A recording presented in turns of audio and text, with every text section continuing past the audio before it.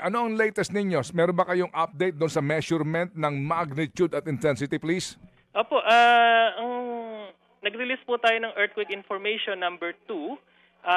Magnitude po, itinaas po natin sa magnitude 7.8. Ito po ay may lalim na 33 kilometers.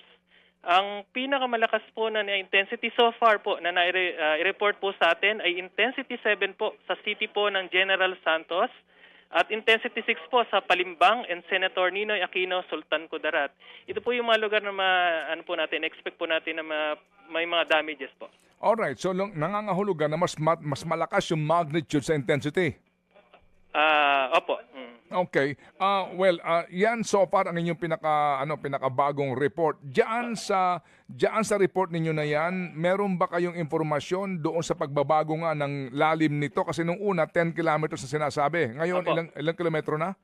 Nasa 33 kilometers na po. Oh. Ito po kasi yung second bulletin po, ito na po yung pumasok na po yung enough data para mas maayos po nating malaman yung kanya pong lakas at yung lalim.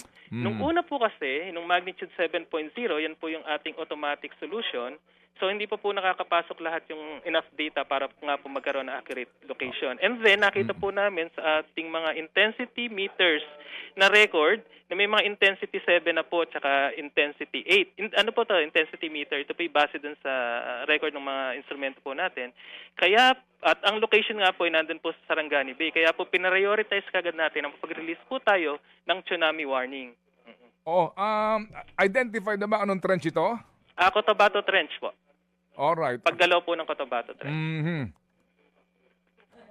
Sige, so may reports na may mga areas daw na umatras yung tubig. Pwede ba ninyong pakiklaro lamang yan? May ganun ba kayong report?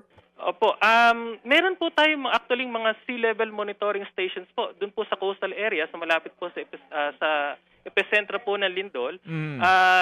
Sa Kiamba, sa Calamansig. Nakapag-record po yung ating yung mga sea level monitoring station na pagtaas at pagbaba po ng ng tubig, mga around 1 meter. So po may mga may mga tsunami waves po na na-generate itong earthquake. Pakiulit lang sa mga lugar ito, please.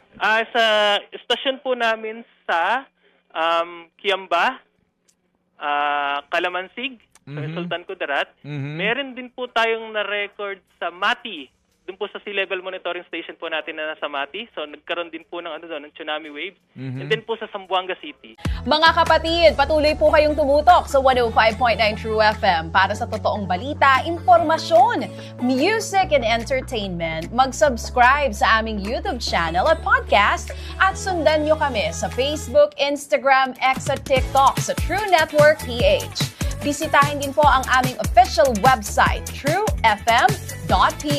At panoorin din kami sa True TV Signal, Channel 19. Kami po ang 105.9 True FM. Laging true sa'yo, kapatid.